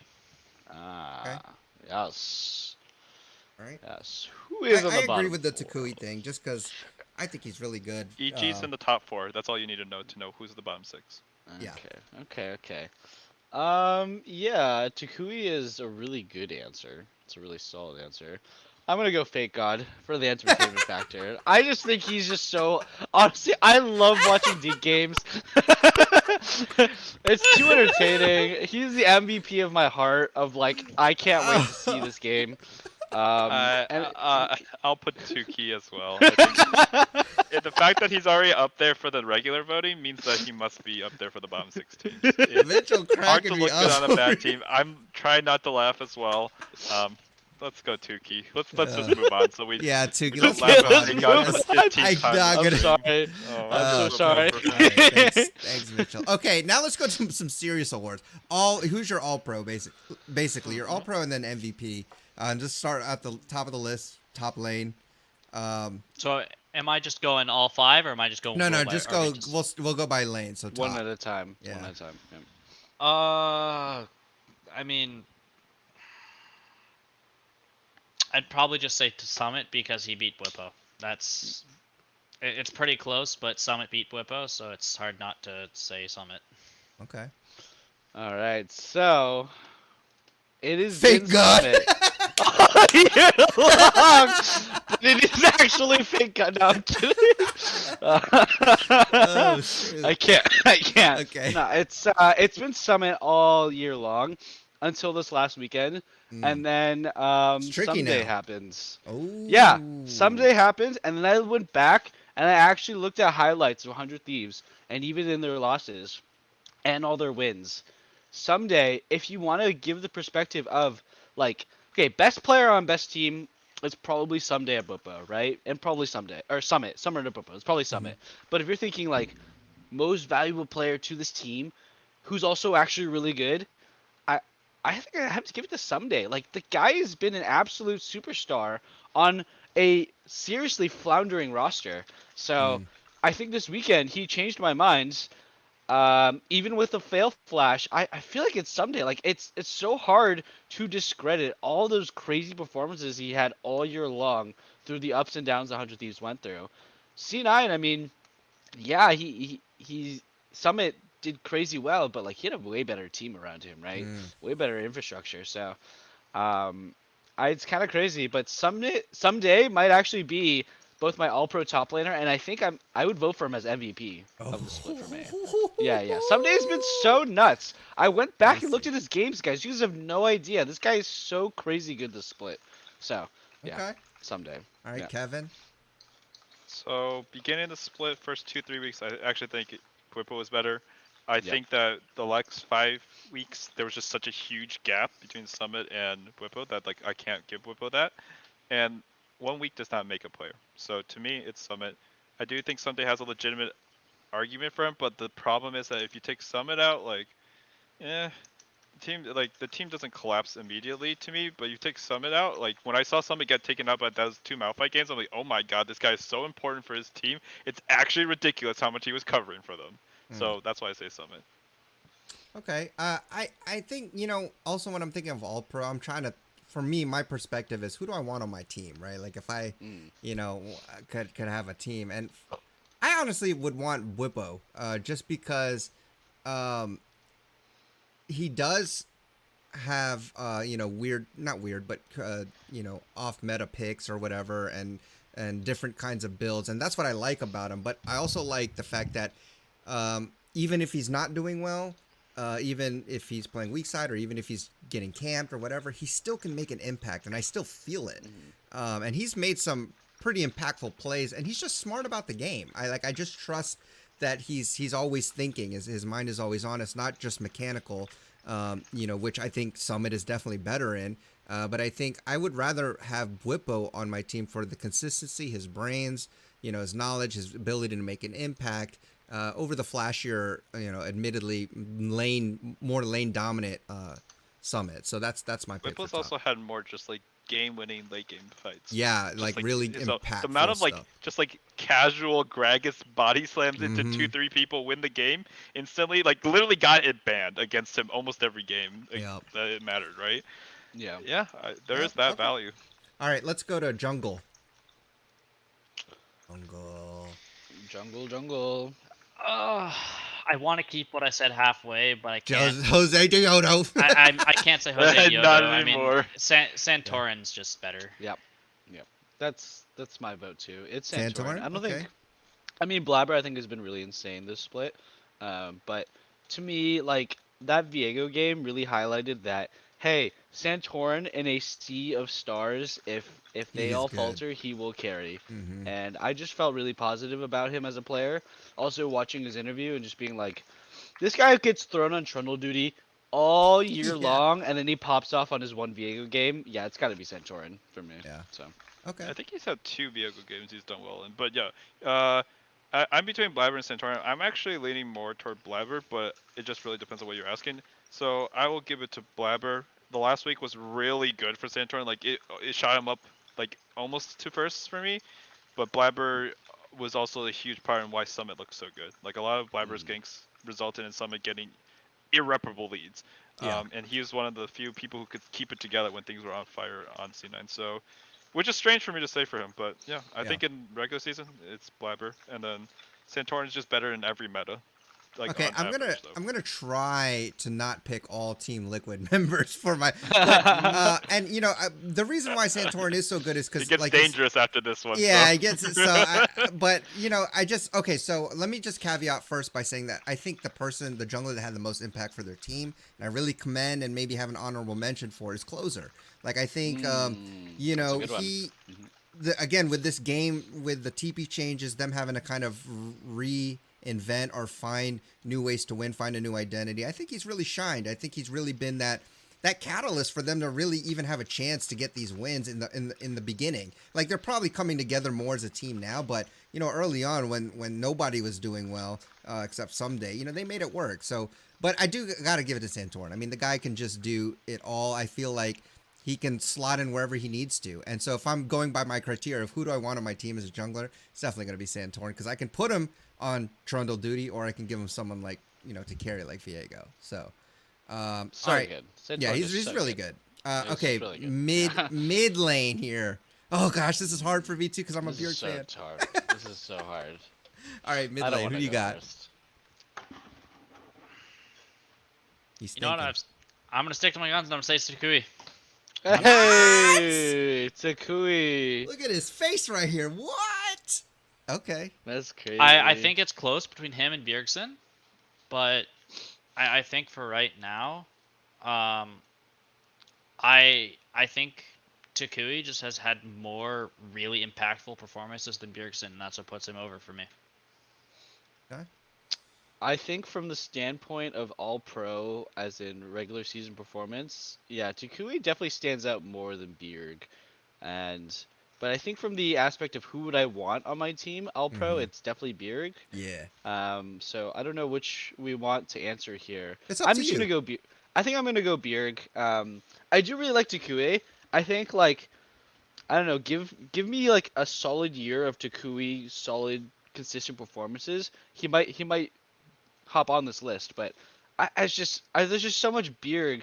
The fact that he started playing really well towards the end of the split just made me be like, you gotta have faith in the guy. Like he started actually playing so well this last weekend that yeah, I think it's Bjerg. Like he's for Okay. me, yeah. I think that Tuki was more important for like that win streak that FlyQuest had, which gave me a really good opinion of him. Yeah. However, there was definitely a couple of losses. Like, there's a reason why they're 9-9 guys. There's a couple of losses where like he wasn't in team, but he just wasn't that like he wasn't good enough, right? Bjerg has been very consistent and done so much value. Like that Corki game last weekend, like crazy. The amount of damage he's put out. Yeah, of course, Santorin also just carried the heck out of it with Viego, but Bjerg has been like very rarely a detriment to his teams, and Mm-hmm. he's been a pretty positive force for a long time, and he's only ramping up. So even though the last week shouldn't be worth that much, it is just the average of him is been at number one for the whole split for me. Yeah. So yeah, it's Bjerg. Oh man, I guess I have to go with another Team Liquid member because the same reasons. Like one, there hasn't really been a lot of good mid laners. I Which think is weird because we were saying that the mid Yeah. pool was supposed to be we so stacked. we thought. I mean, this year. Abadage hasn't been good. Jojo Nope. has not been good. Fudge is y- okay. Fudge and Yeah. I'm already always hype on Fudge, but again, we're talking all pro here, and Yeah. I am going along the lines of who I want on my team, but judging on this performance, like sometimes I don't want to give too much weight to Bjergsen's name because we know him as a lifelong consistent player, right? Like he's always just controlled and knows what to do, but.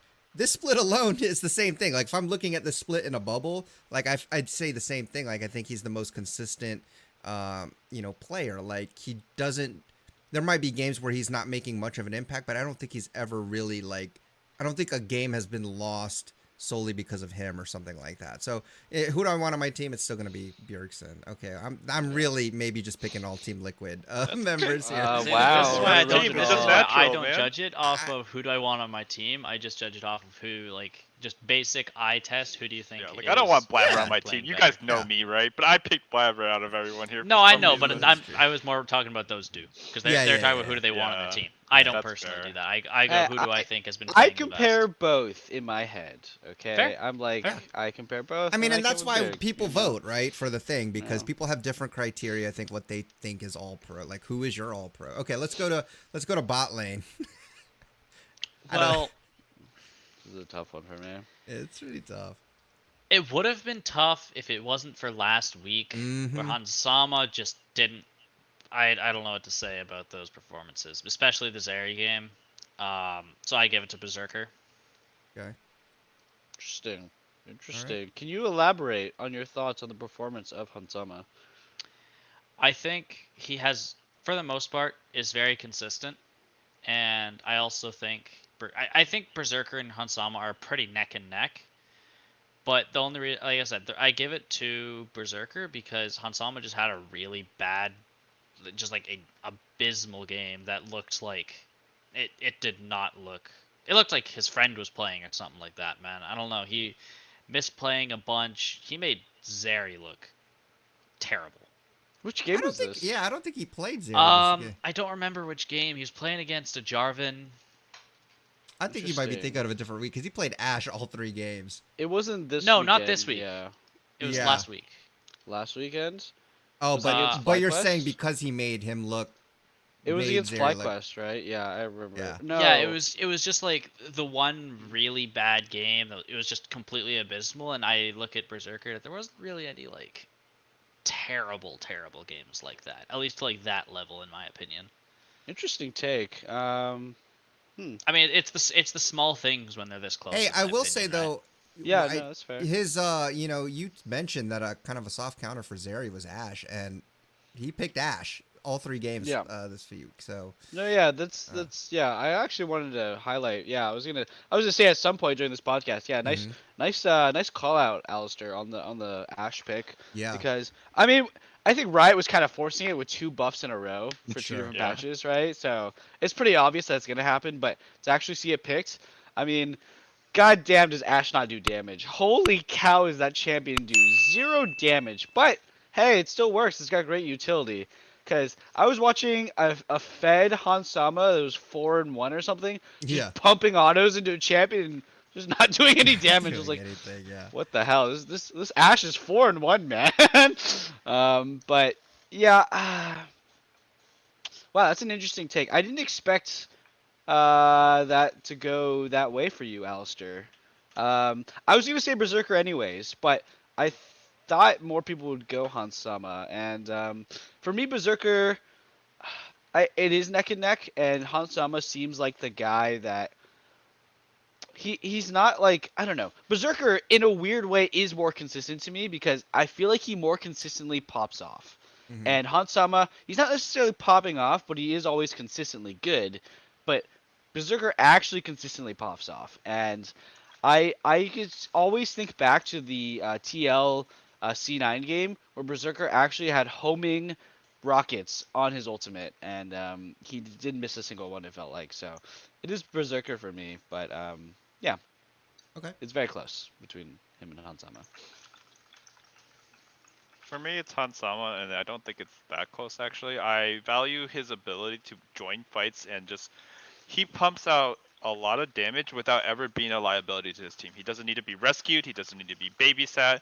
He just plays like many more seconds ahead than a lot. Like he plays in a way that only like a very experienced and high level player can play, where he knows when to join. Berserker's like he's got the best eyes and instincts for like let me just pump out a bunch of damage, put myself in a risky spot, and skill check you, and he will win more times than not in those situations.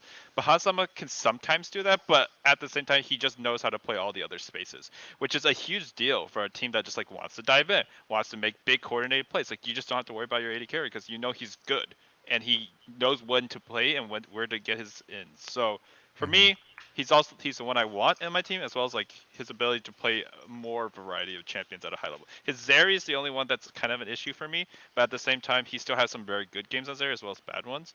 And this week, Berserker didn't look good on Zeri either. So neither of the top 2 AD carries in the league can play Zeri at like a world level at least. Yeah. So I think it's Hansama still. I Just gotta watch go. this guy. Just only watch his perspective in games over and over, and then tell me that this guy is not insane. I mean, his is I insane. think I'm just gonna go Team Liquid again. I mean, I'm not arguing with Kevin. I do think it's close. I just think it was like the small thing. If it wasn't for that like 1 or 2 but really bad games, I would have given to Hansama. Yeah, I mean, I think it was just like I said, it's the small things to me. Like, and at this that point. makes sense because I think, you know, Alistair, for you, I know you're like an eye test guy, so like those things stick out a little more. I like to, and for me, I value looking at like, I will admit Berserker's had way more like, oh, that was sick kind of plays, right? But again, you can tell I'm like a consistent type of guy. Like I like to look at stats and see who's kind of performing well. And across the board, like I know part of it is support diff, right? So laning stats I won't give too much credence to because, you know, Core JJ helps in a lot of that. But Hansama across the board, as far as kill participation, his damage share, all of that is much higher on him.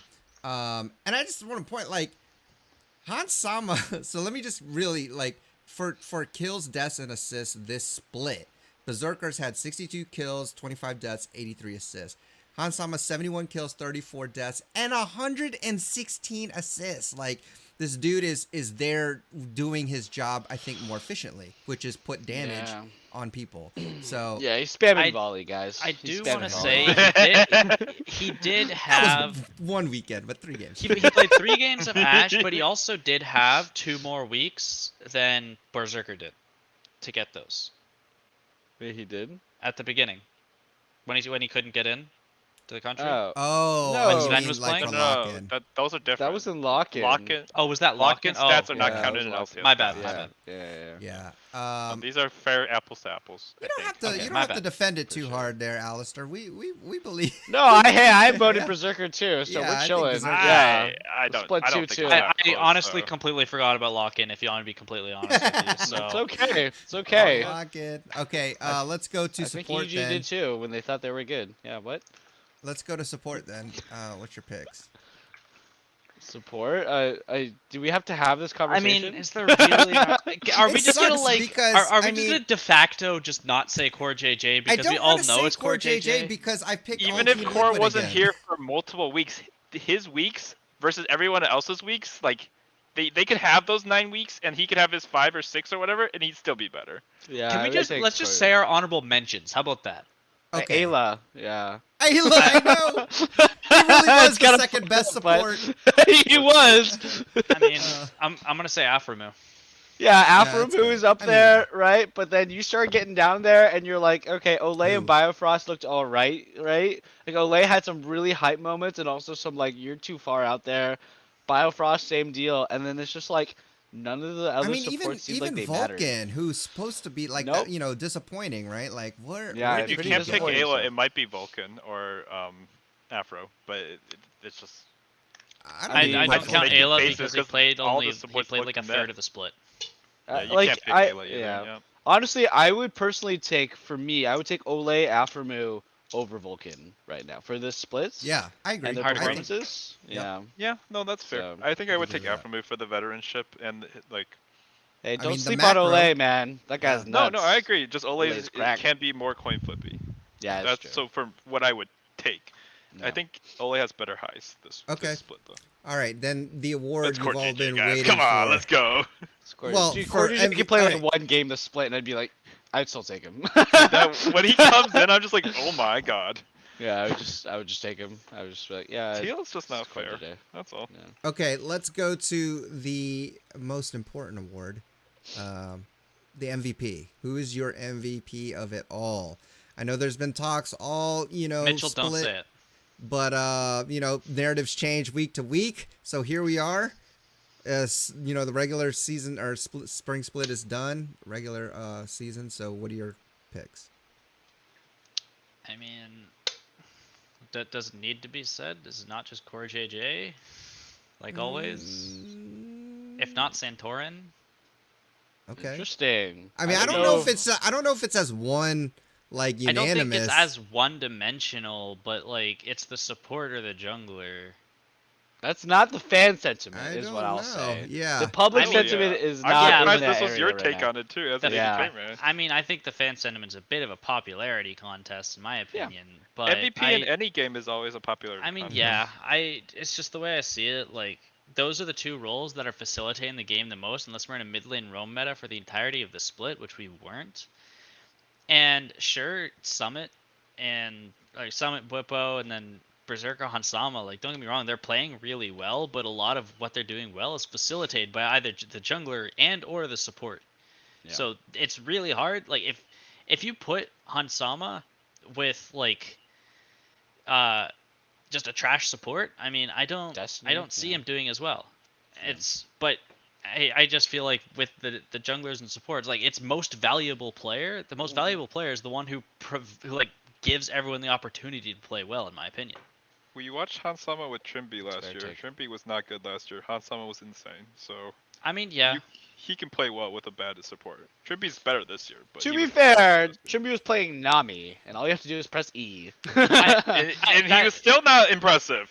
Yeah, that's That's- fair, Kevin. But I still think like it's the facilitating roles that are the most important, and if those players are really good, they are the most valuable to the team. Yes, Hey, I'll there's a take reason it. why World's I play MVP jungle. is almost always a jungler until they break the cycle on purpose to not give it to JJ, Yeah. just so that they don't have another jungle. Yep, Yeah. I do agree on principle, I do, but this year I have a different answer. Okay. I actually really like that. I mean, I feel like Santorin has been a very underspoken, just like the guy's been playing so good all year long. But my MVP, I mean, Alistair said it, he's like, don't say it. It's clearly fake God. I mean, he has absolutely been smurfing and the entertainment. Oh my god, we need a mute mic button for Mitchell when he gets into these moods. I'm kidding. Dude, you actually got me. You actually got me. I You was didn't like, see that coming, League Dad? no, because I was thought like, this was- I was wondering what Alistair was talking about. He's like, don't say it. I was like, am I? I instantly knew you. Oh my. Yes. But no, my actual MVP, I mean, I said it earlier, I think it's Someday, and it's a very weird one, and it's very out there, and I don't think anybody expected anybody to say it, because I'm the Summit fanboy, right? But God, man, do I love Sunday's play this year? Like, Mm-hmm. his ability to play almost any. He was playing Scion, Ornn, and Tryndamere, and Graves, and Gwen, and all this other stuff all year long. And he always looked good on a very underperforming roster. That to me is MVP caliber. I mean, the man deserves it, right? Like, all last year, people were saying he's not playing well. His team's carrying him. Yeah. Finally, he's playing super, super well. This team falls apart. I think Someday is MVP for me. Yeah. Okay. For me, it's Summit. Someday is really good. He's been consistent all year, more consistent than Summit. However, when Someday was really good, he could still not bring his team to win a game. The second you shut down Summit, like this last weekend with just like Kumo and Malphite, wow, did that team just look so different. And Summit wasn't even playing terrible, by the way. It's just the team just lost so much of his identity. So to me, he's the most valuable player, and it's like by a long shot. If I took out Blabber, I could still put in Santorin on the team. I wouldn't mind. But I put Bwipo on this C9 team. I don't know if it necessarily has the pressure it needs to function right now because Mm. for some reason he's just like extremely polarized. He also gets huge leads. Like he bullies Fake God so often, and it's honestly kind of painful to watch. Poor guy. So yeah, Okay. I think it's Summit. Even though I don't like his playstyle that much because it reminds me of Alfari from last year and gives me PTSD. I think it's Summit. Yeah, I mean, I think I really, I mean, I do agree with Alistair's take as far as when you're talking about most valuable. Um, I think in the beginning, we were talking about Whippo because we were seeing kind of like unusual things from him, and he was making an impact, doing things that were kind of fresh for LCS, and then you see Summit with basically the highlights and how often he would carry the team, just because and look good doing it, right? But when I really think about it, and looking at consistency, which I've been harping on this whole time, I really think Santorin gets it for me. Like he has been through whatever, when Bwipo's doing well, not doing well, when Bjerg is still getting his form, different supports to work with. I don't know. I feel like he's consistent in getting his objectives. I feel like has enabled his team to do what they need to do, and he's even carried when he's had to carry. The guy is, to me right now, the ultimate, like, what do you need me for? The basically fill guy. Like, tell me Yeah. what does the team need, and I can do it well. And Tell me to pick right. Trundle. I dare you. yeah, I dare you, right? So Dude, I don't pick think he loses on that character. It's actually ridiculous. the Dude, thing is, I his don't think first he'll. blood rate on the champ is disgusting. I don't understand. Yeah, I don't think it. And like, don't teams expect it already now too? Like, I mean, he always will look for something interesting, and it seems like him and Bjergsen have got that like level 2 Trundle gang down. Like, and I'm like, come on, Yeah. guys.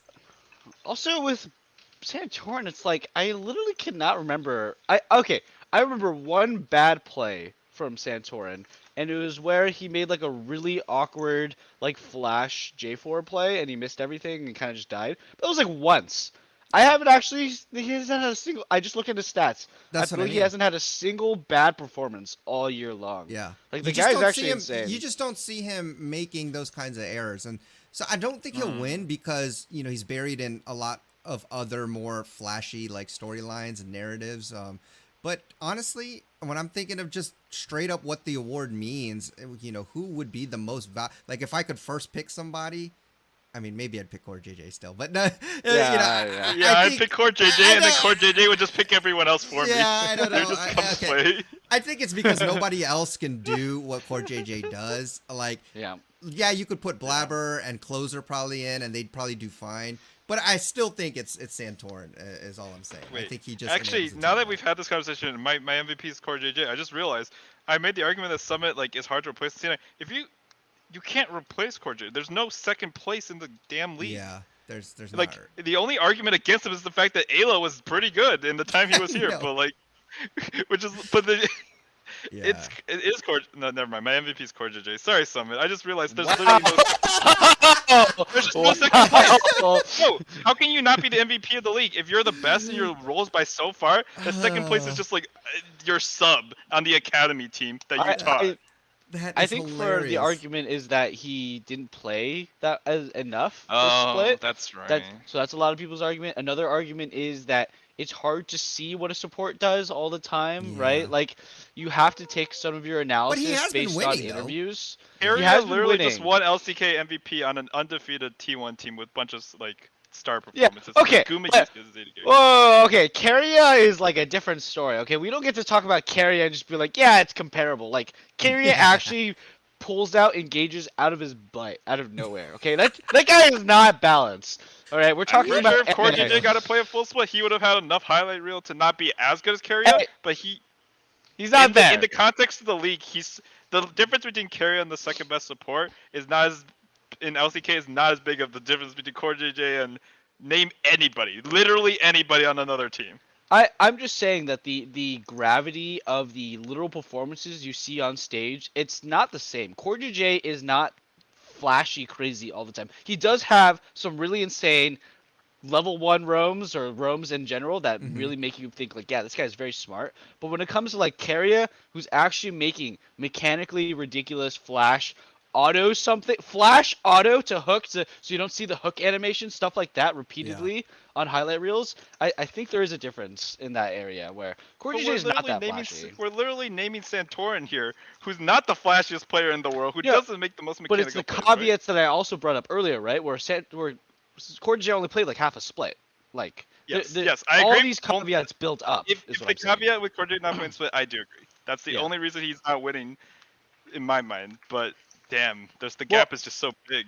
I will say, my personal only knock against Core JJ. I mean, like I said, I'm kind of torn between Core JJ and Santorin, who to give it to. My only knock on Core JJ is he really that valuable if his academy support is also like close to as good? You know what I mean? Like, No, his academy support's not as good though. That's the thing. no, he's not. Their He's not team feel as good, different.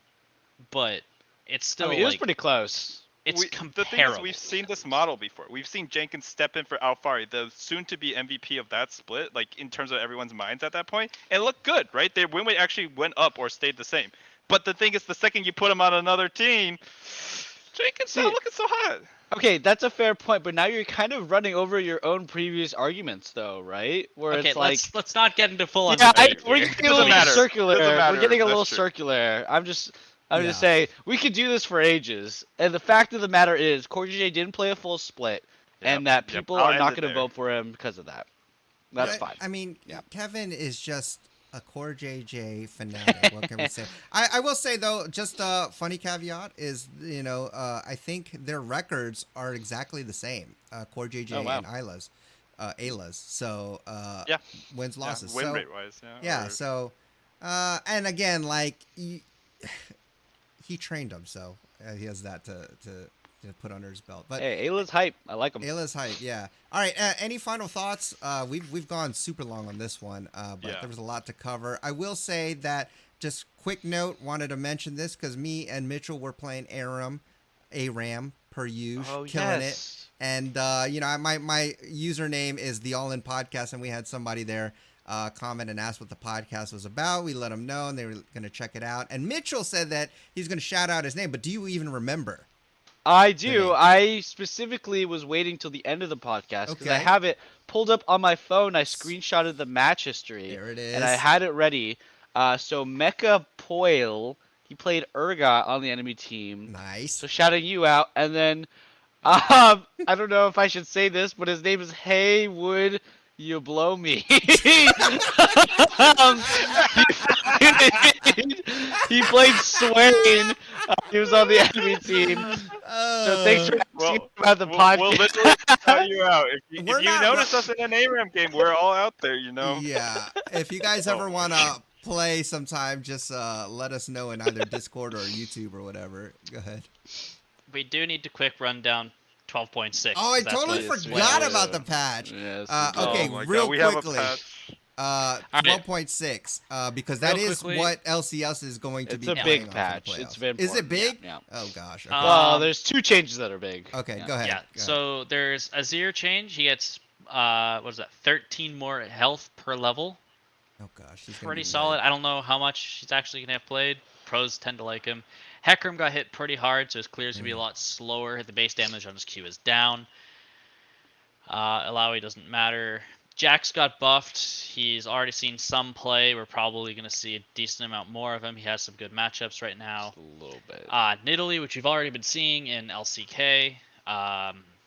Too bad Spica's out. I would have loved to see him play some more Nidalee. She got some buffs to her W and her E.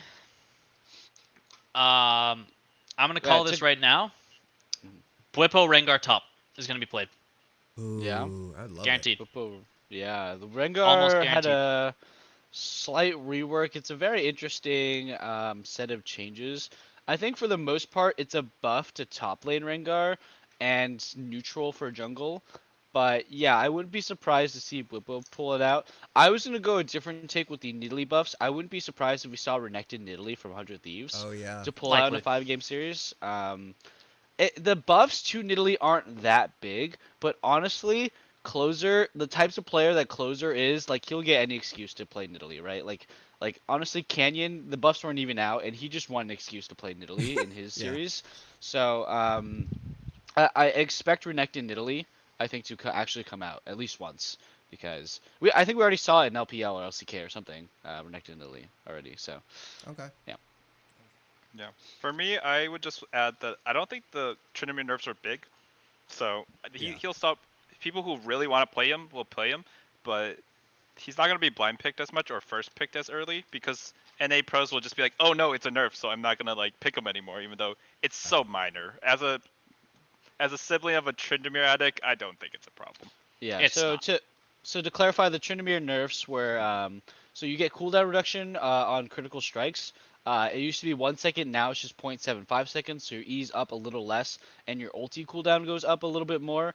It is a bigger deal because players don't actually put points into their ulti past level 6, Yeah. so Mhm. it will be at that 130 seconds. But I think that the the shift away from Tryndamere is going to be less about the nerfs and more so about the meta and the understanding. It really feels like Tryndamere towards the later ends of the season does not get away with actually winning games. He, Mm-hmm. unless you're playing into Malphite, right? Right. Yeah.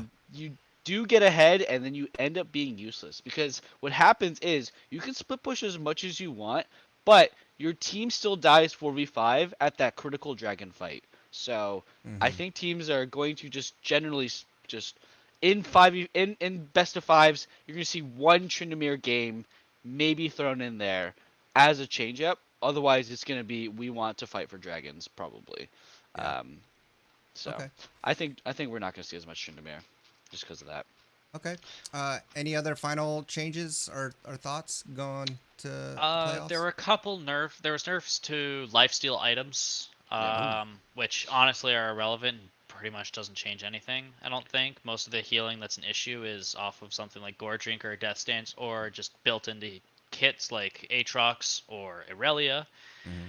But I actually do want to go back to the Rengar change just for 1 second, and I don't think we're gonna see it, but I'm gonna throw it out there in case it happens, and I can say I called it. Send a Senna. Rengar bot lane. Yeah, I know. Yeah, I Ah. like when you were bringing it up. I was like, I knew it was in my head, Senna Rengar, because you could jump out of the camouflage. I saw it in an ARAM once. It was really funny. It is really funny. It is really funny. Oh my Get god. a good Rengar player in bot lane, which, to be fair, I don't think there are any. I mean, who knows? Maybe there's someone who has a secret account where they one trick Rengar. Yeah. It it is very strong if you're good at it. I mean, Yeah, obviously, pro Rengar play is is. a Whipple, let's whole see it. different angle. I Mm-hmm. I think the lifesteal changes they are actually going to affect some of the draft. Like Aurelia is a very common nowadays counter pick into like Gnar and stuff top lane and Jace even. So I mean Aurelia actually does get hit quite a bit by the Vamp nerf, right? The 10 to 8%.